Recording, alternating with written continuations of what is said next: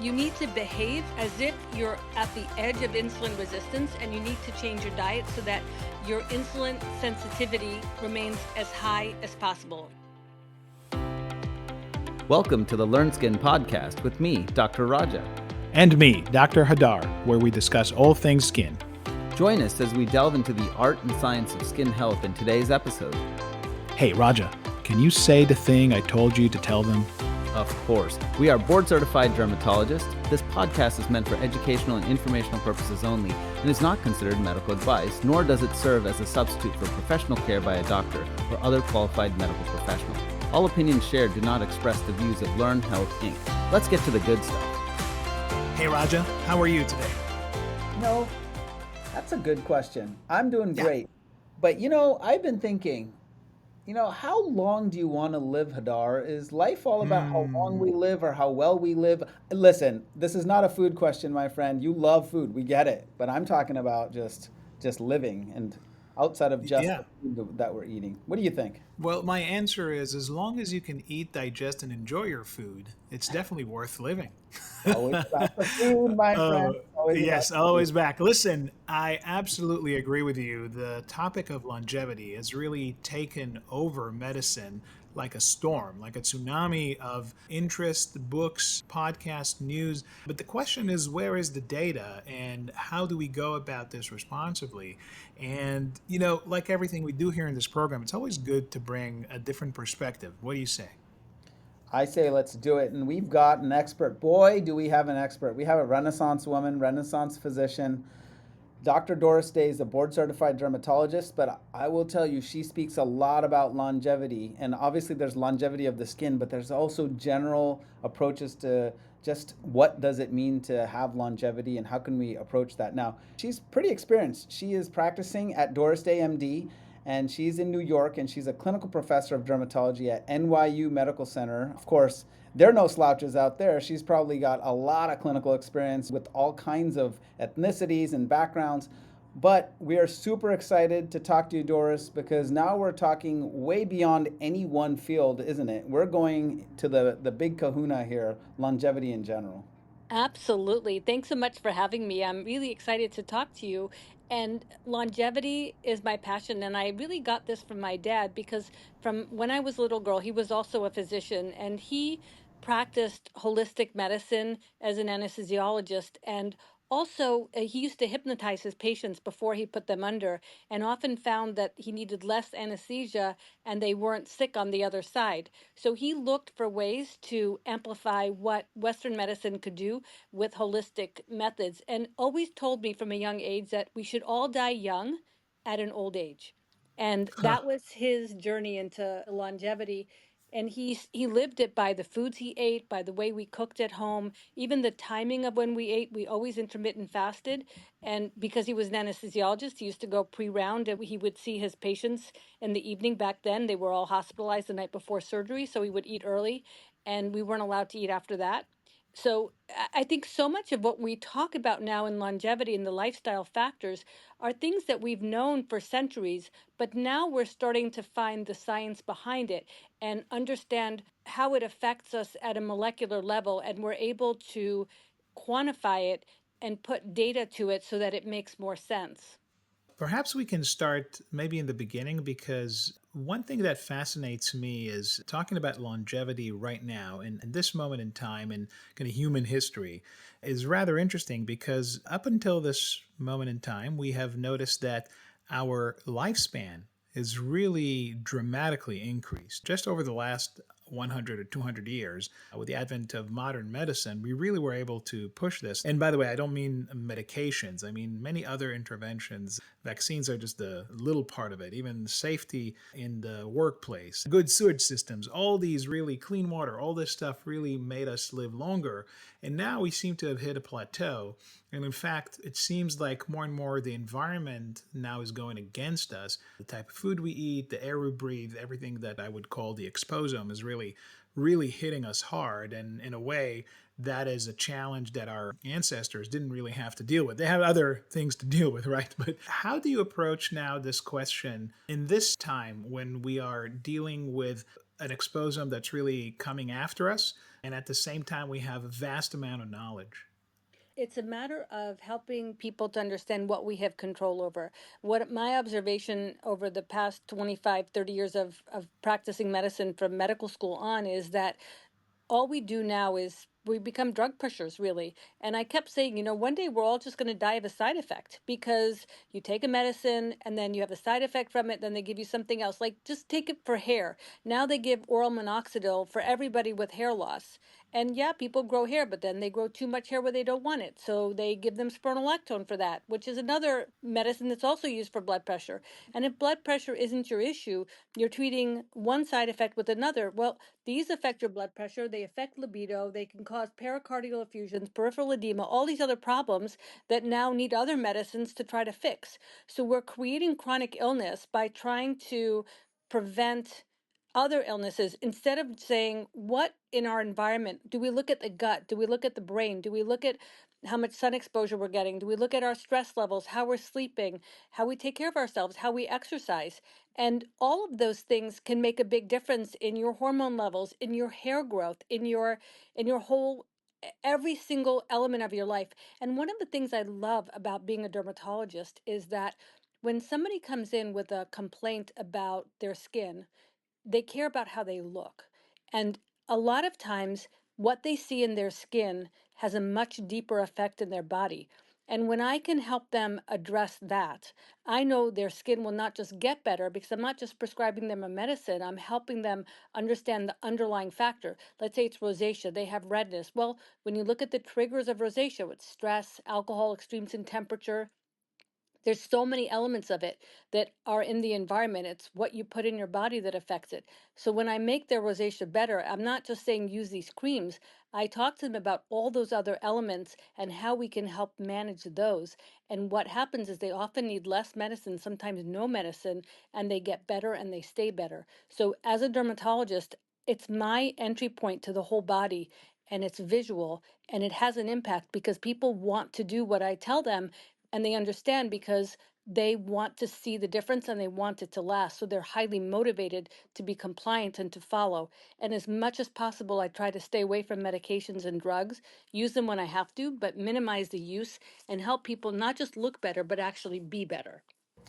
Doris, you really nailed something that I've paid attention to in the literature for a while, and I really appreciate you bringing this up because dermatologists are uniquely, especially those in the dermatology clinic, are uniquely primed to get that window that goes deeper. And I know a lot of people say the skin is the window into something deeper, but it really is with longevity. I mean, when you look at those original studies that look at the ones they did in New Zealand, where they did the Duden paste and looked at the epigenetic aging and modeling, I looked at all the different functions that they looked to correlate how quickly someone was aging. And what was crazy was that the facial aging criteria, the parameters of facial aging, were probably the most correlated with internal aging, which, I mean, right there, I mean, obviously there are other factors, but right there it tells you if you're not aging well on the outside, that really is a window to maybe extra oxidative stress, extra aging going on the inside. So thank you so much for bringing this up. We really are uniquely primed to go deeper than just the surface. Obviously, that's important, but boy, we have this opportunity to go much deeper than that. And actually, that brings up another great point that there are studies that now show that when we improve the skin aging, internal aging also improves. So the skin doesn't just reflect how you're aging, it affects how you're aging. And just like That's a all great your point. other organs can help make your skin age faster through stress and inflammation and all those processes, when you improve the skin quality and skin health, you're improving all your other organs as well. So signaling goes both ways. And one of the things I've been studying a lot for the past 10 years around longevity and aging is something called mTOR. And mTOR is one of those pathways that's really, really important for skin cell turnover, for life. And mTOR is preserved through all species. It's preserved throughout evolution, from yeast all the way through to us. And what mTOR does is it drives pathways that there's through two different pathways. Think of it as if you had a pot of boiling water. That pot of boiling water, mTOR would be the fire that helps the water heat up. Boiling water is us developing through time. Once the pot is heated up to the right temperature, mTOR needs to turn down a bit to help maintain that. But evolution hasn't protected us from that developmental pathway, because evolution is about creating more humans and propagating and then just those life cycles. So it doesn't really think about the ending. It's just thinking about constant new beginnings of us making new humans, raising those humans, and then eventually we are around to help raise them for a while, and then we're supposed to somehow die off, or whatever happens doesn't really matter. So mTOR, as we age, that pot of boiling water, if we go to that, the fire can become dysfunctional and turn up when it should be turning down. And that, what happens is the water boils off, you're fully developed, and then the pot starts to burn and degrade. And that's us going through functional decline. So what we need to do is we need to modify that mTOR pathway with age. That's one of the big drivers. And when you think about perimenopause and menopause and about natural aging and inflammation, all of those also are affected by this pathway. Insulin resistance is a big one. And the more I started to look at all these pathways, it always took me to the liver. And I thought, gosh, this is why the liver can regenerate. I thought, God, the liver is the source of everything. But then it went a step further, and I thought, no, what goes beyond the liver as truly the most important organ or organs systems for youth? And it's muscle, because muscle ultimately protects the liver protects everything else in the body.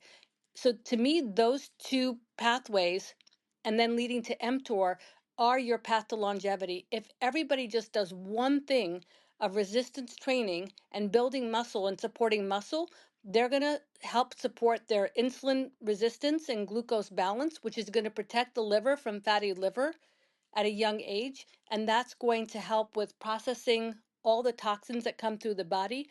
And that's going to help protect your body, because all of those things, it's not about eating meat or carbs or avoiding those foods. It's really about understanding what your body can do for itself and feeding it the right things, and then exercising. Exercise is everything. These are the missing links that we just don't get in nutrition and exercise when we're going through medical school or medical training. I mean, I would say a lot of this is kind of us looking at the literature and picking it out. And I love that you're talking about the liver. Can you speak a little bit more about when you're talking about, fat in the liver, what is the prevalence of this in the general population? And I mean, within dermatology, we can definitely speak to this, right? Because we have diseases that have already been established to have an association where people were like, we're not sure why, but it's there, like psoriasis, hidradenitis suppurativa, which we know have metabolic issues. Can you speak to what is the prevalence, or do we know what is the prevalence generally speaking? It's high, but it's underreported. I Yeah. don't think we're really looking at it yet. And this is the problem I have with general medicine, is that we tell people, well, your hemoglobin A1C is 5.5. You're not at 5.7 yet, so you're not insulin resistant. So don't worry about it yet. Meanwhile, everybody's going to be insulin resistant. I think of everyone as pre-insulin resistant, and I treat everyone as if you need to behave as if you're at the edge of insulin resistance, and you need to change your diet so that your insulin sensitivity remains as high as possible. Your insulin resistance should be as low as possible. And I think we see 6-year-olds now, children with fatty liver. And the beautiful thing is it can be reversed if you change your lifestyle. And that is starting with exercise and leaning more towards meat and protein and less towards carbs, which is the backwards way that I grew up. We ate meat at every meal. I mean, we were fortunate that way.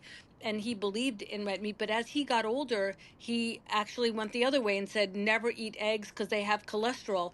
It's so interesting that people say, well, don't take collagen supplements because that's too big a molecule. It's not going to be absorbed. It won't form collagen.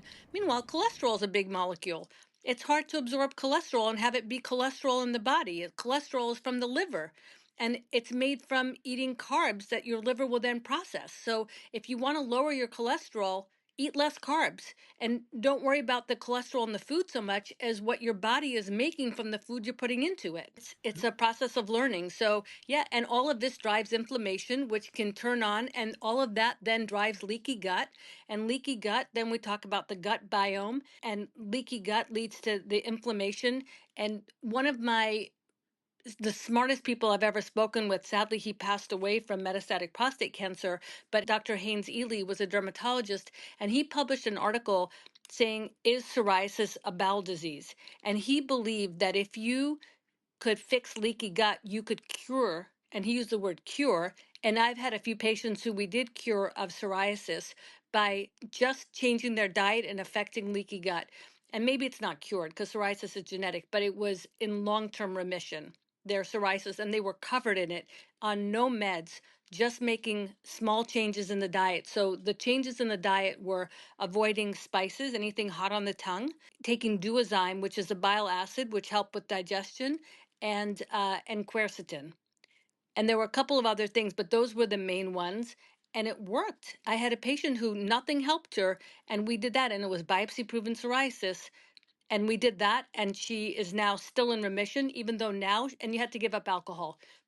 But now she has a drink now and then, and it's fine. But until she was better, she gave up alcohol completely. But it's interesting, people aren't willing to give up alcohol. They'd rather do Humira. Yeah, you are getting at what my next question was, and that is we have some of this knowledge that we accumulated, understanding the role of insulin resistance and kind of metabolic ailment that leads to challenges to our longevity. But the question is in the clinic, we deal with humans, not with papers or subjects in a research project. And you are in Manhattan, you work with really busy people, smart but busy. And I wonder, you mentioned kind of lifestyle and how to adjust that and diet and exercise. How do you boil this down for people who have, a busy lifestyle, need to get things going before they get to work and the kids and just life that overwhelms you? And at the same time, fit that in a 15-minute visit.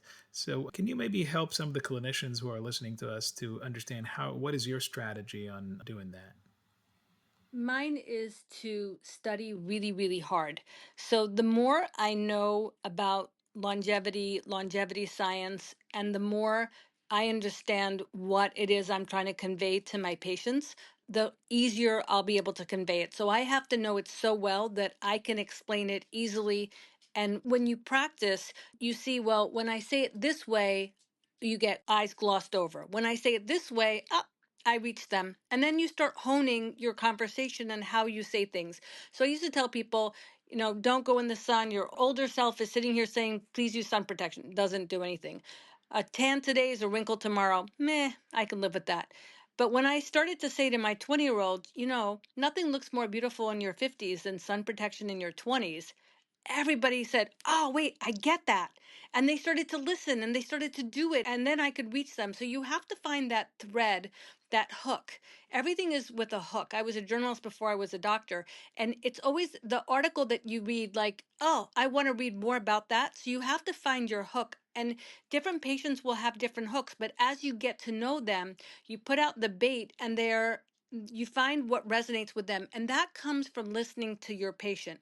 Your patient will tell you what they really are thinking. And what they choose to tell you is your hook into what you can get them to be excited about. It's a strange thing, but as you do this over time, you're your patient's mirror. You're their best cheerleader. And when you listen to what they're telling you, that's where they need to go. And that's how you get them into the conversation. I can tell a patient who has no motivation to go exercise, that's useless. You can tell a patient to quit smoking. That's useless. I mean, nobody's going to quit smoking if they don't want to quit smoking. So I tell them, don't quit smoking. Just don't have that one cigarette. Just think, can I just do without this one cigarette? Every one cigarette you don't have is a good thing. And little by little, we get there. And then I can't tell you how many patients come in and quit. And I tell them, if you don't have that one cigarette, under your eyes will look better.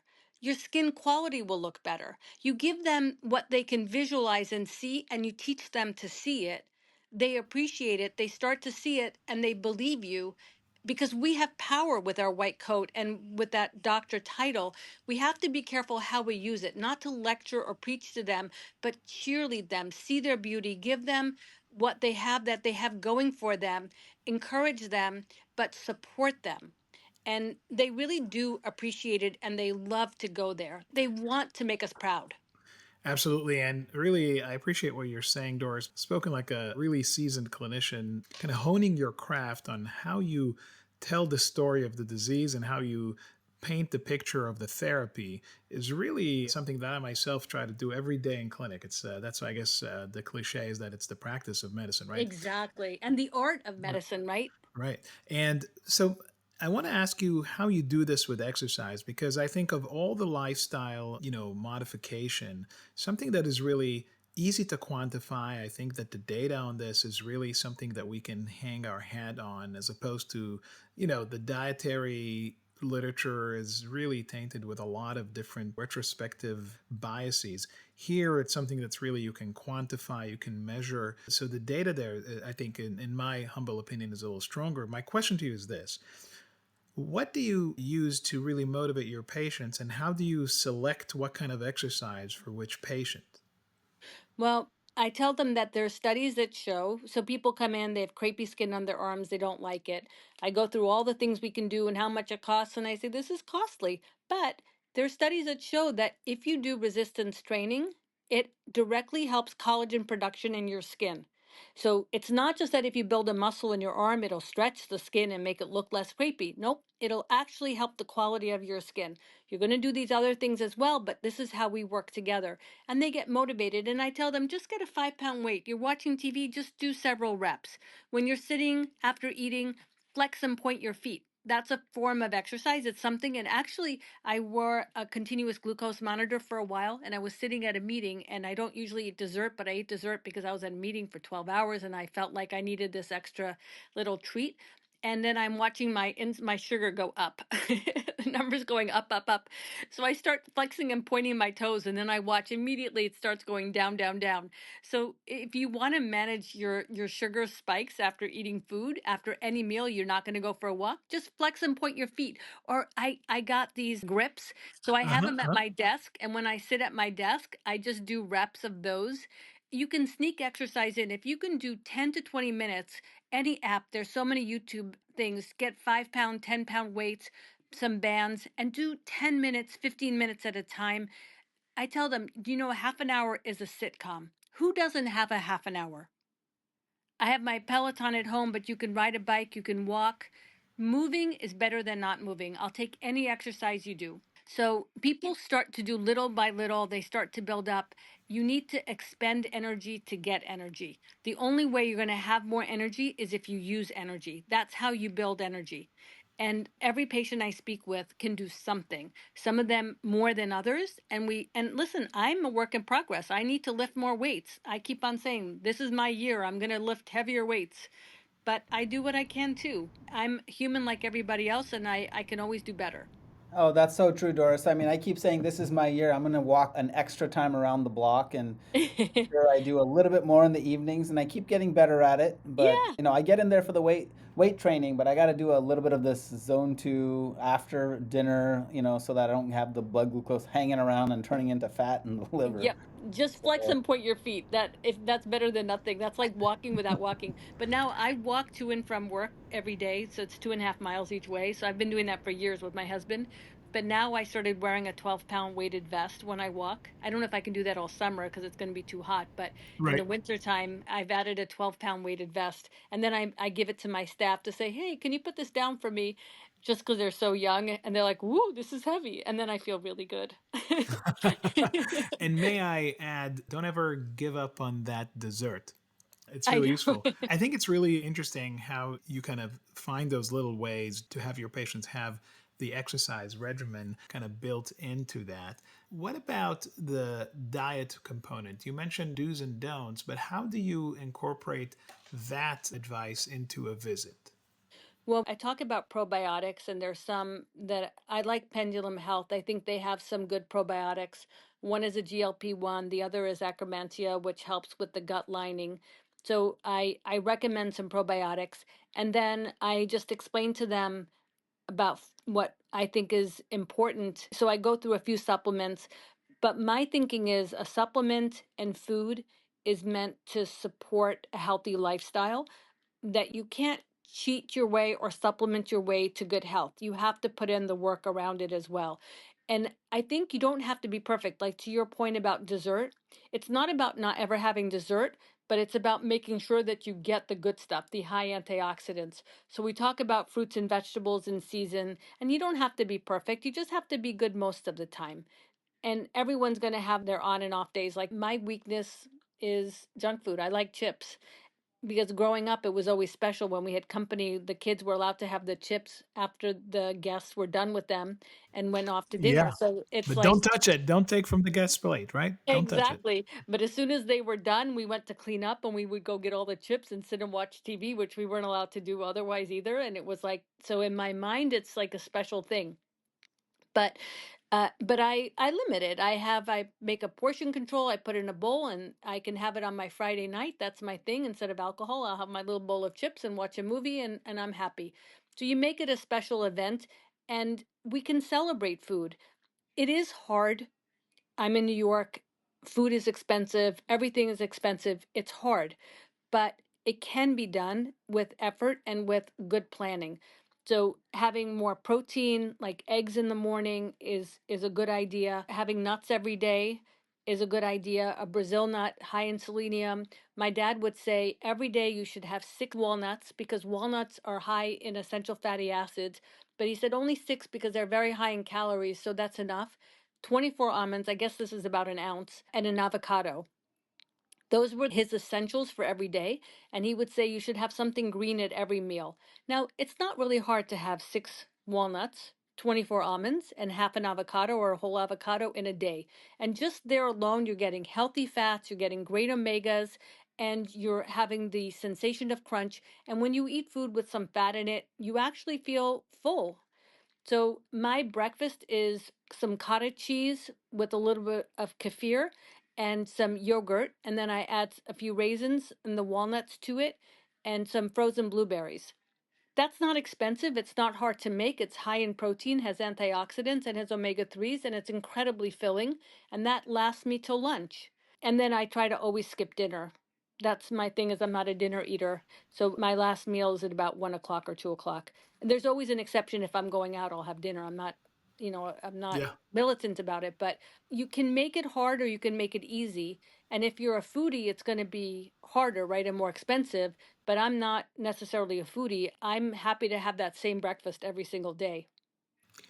I think you're mentioning a lot of great principles when you counsel your patients and not to be militant about it and really give yourself a break. Go for that dessert once in a blue moon. And if you decided that you're going to do sort of the skip the dinner kind of routine, it's okay if you're going out with friends, you don't want to be that weird person that just adds stress. And what have you done with that, right? So I Exactly. really respect that. And I try to practice that as well. I guess my final question to you is a lot of what you mention is about motivation, and especially when we talk about food, is about restricting quantities, which I think is a huge problem for our patients because Yeah. we live in the age of abundance and there's so much around us. A lot of it, unfortunately, the bad stuff usually is the cheapest.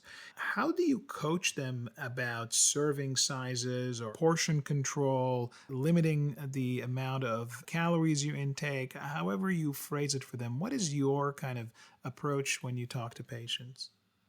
It's that I always believe that I leave my last bite on the plate. So I want to send the message to my brain that I am done eating. So I choose to always leave my last bite because it's not saying, oh, if there was more food, I would eat more. It's that, oh, there's more food, I'm done. And I think it's important it's a Japanese, I think, philosophy of stopping to eat when you're 80% full. If you wait half an hour, you'll see. And if you eat slower, like just chew more and eat slower, which is another thing I practice, which I need some improvement with because I grew up in a family where if you didn't eat fast, you went hungry. So, and I have a husband who's it's the same way in my house. It's like we were dating and I would like look up and my plate was empty. I was like, oh, did you enjoy that? Yes, But everything you lost, he found, right? exactly. So I would say it's teaching yourself. They talk about that actually. They talk about how people that eat slower actually end up eating less. And so Yeah, just eating slower will lead to a little huge. bit more satiation ahead of Yep. time so that you're not overeating and it does make a big difference. Actually, my brother used to have a friend that he would train a lot with, and he gave my brother some advice, which I kind of took to heart. He said, yeah, anytime I go out to eat, I pack half of it away ahead of time. So all I Yeah. have left is half to eat with. And gosh, I wish I was that disciplined, but it's some smart advice, kind of I echoing what. love that. Well, I always think about, and this is one thing that I do that has really helped me, is I think about growing up when they said, don't eat before dinner, you'll spoil your appetite. Well, I try to spoil my appetite. So about a half an hour before a meal, I'll have a walnut or a few almonds. And that alone will, half an hour before, already gets my body towards being full. So that even if I eat a little bit faster than I should, I'm full faster because that does help trigger that full reflex in your body. And also it lowers your sugar spike. So if you have like a slice of avocado or something with some fat in it about 15-20 minutes or half an hour before your meal, then you won't have that binge eating of wanting to just keep eating more until you're stuffed, and then you're past stuffed. So spoil your appetite. Well, I cannot think of a better way to finish this episode. Folks, you heard it here. Spoil your appetite and do it well. But much more than that, Doris, I really appreciate your coming onto the program and giving us a chuck full of all these tips that really will help us. If you are a patient listening out there, to kind of motivate yourself. I know we are all, in one way, shape, or form, patients. And then for those clinicians, giving them some tips from your vast experience. Thank you for your time, for your expertise. I'll end with the saying that you used when we started. I wish we all die young at an old age. Love it. Thank you for having me. And that's a wrap for today's episode. But Raja, every time we dive into these conversations, it feels like there's still so much more to uncover. Exactly, Hadar. That's why I look forward to IDS every year. It's the perfect place to continue exploring the latest in research, sharing ideas, and learning how to apply integrative strategies in real-world dermatology practice. And this year's theme couldn't be more relevant. Guide your patients towards a healthy biome and optimal skin health. We know that skin health isn't just about treating the surface. It's about understanding the biome and how it connects to the overall health of our patients.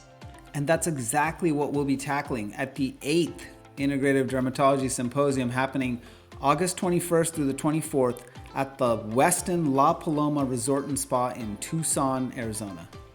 Now, we've got an amazing lineup of expert-led sessions covering key dermatology conditions like eczema, psoriasis, vitiligo, alopecia areata, and melasma, plus insights into how movement, weight loss, and even coca polyphenols can impact your skin health. Now, who doesn't want some good cocoa polyphenols? I know you do, Hadar. And what really makes IDS special is the interactive format. It's not just about sitting through lectures, and we really make that a point. We'll have real-world case discussions, hands-on workshops, and plenty of opportunities to connect with colleagues who are just as passionate about integrative dermatology as we are. And folks, let's not forget about the location, the Westin La Paloma Resort and Spa. That's the perfect place to learn and recharge. And you can relax by the waterfalls, stargaze under the Arizona sky, play around a golf or tennis, or unwind at the spa. And of course, we'll have evening receptions where you can catch up with your colleagues and make new connections. Now, who doesn't want to go stargazing and whisper sweet integrative everythings, not nothings, Hadar, to each other? Now, that sounds like the ideal way to learn, recharge, and connect all in one weekend. And if you haven't already, head over to integrativedermatologysymposium.com to check out all the details and save your spot now. That's integrativedermatologysymposium.com. And as a special thank you to our podcast listeners, we're excited to offer 15% off your IDS registration. Just use the code podcast15 when you sign up. Simply head over to integrativedermatologysymposium.com to register. We can't wait to see you at IDS 2025 in Tucson, Arizona. Let's take integrative dermatology to the next level together.